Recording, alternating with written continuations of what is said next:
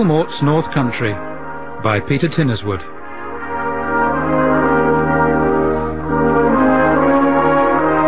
It was the last day of Carter Brandon's week off work. Softly, during the night, snow had fallen. It quilted the morning in silence. There were no motor cars. Birds did not sing to the spring. There was no rustle of saplings. It really must be adverse bad weather, Carter. Why? It's shut up next door's parrot. The city was caught in the snare of the snow. It could not move.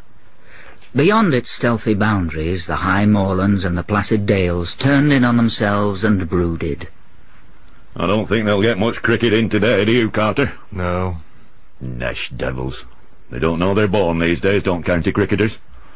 In the good old days of the North, people used to pay to watch them, so they had to turn out regardless of the weather. Nowadays, you can't drag spectators to the games, so the cricketers spend all their time skulking in the pavilion, taking opium and giving each other home perms. True. Very true. They were sitting in the back parlour. The morning paper had not arrived. The batteries had run down on the wireless. I feel cut off without the wireless. I wonder if they've had another earthquake in Peru. I don't know. It's always on the cards, isn't it? Certainly. Carter Brandon stood up, went to the window and looked out over the back garden. The sly tracks of a cat sidled the snow on the lawn. Icicles hung from the eaves of the shed. Frost cracked in the whisker of the upturned yard brush. Look, it's my last day off work. Do you fancy a trip out? In this weather? You must be joking. It's your classic stop-indoors weather is this, lad.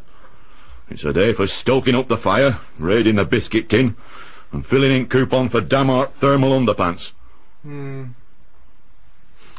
course, we can always go to the pub. Right. Now you're talking sense, lad.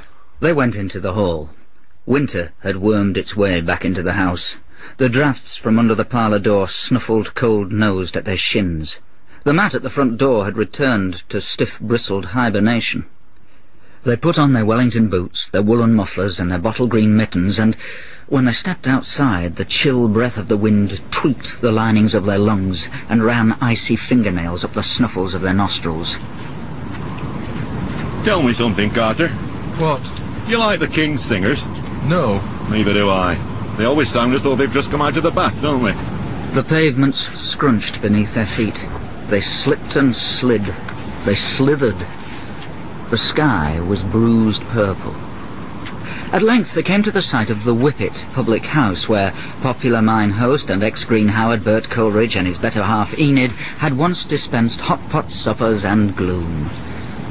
Now it was no more. It had been burned down owing to fire and replaced by a new building with green-tiled roof and pink breeze-block walls. It had been renamed the Sweet Rose of Yorkshire. The Sweet Rose of Yorkshire? It's a contradiction in terms, is that? Very true. They went inside. It was empty, save for an unlit Space Invader machine and a flat-chested barmaid drinking a mug of cocoa. Hello, lads. Do you want serving, then? Well, that's the general idea, missus. We didn't come here for the good of our health.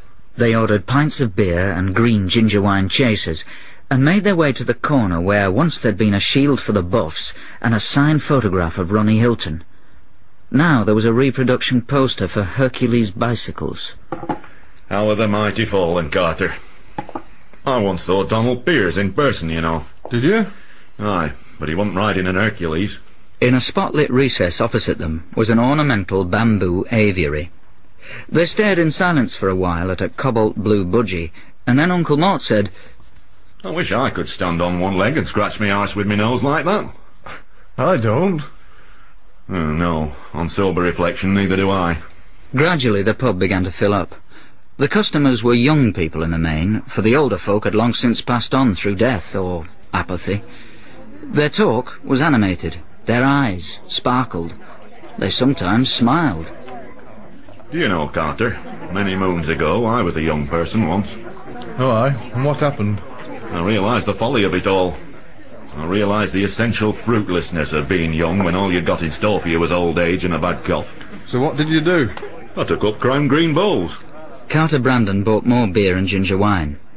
The barmaid smiled at him and said, You don't know me, do you?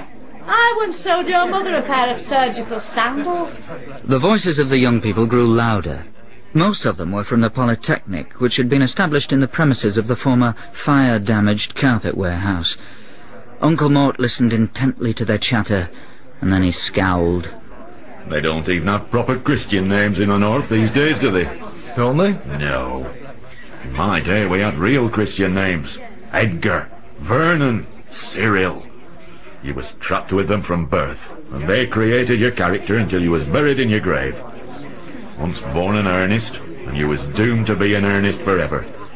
Christened Norman, and you was destined to be gormless and hangdog till the day you died.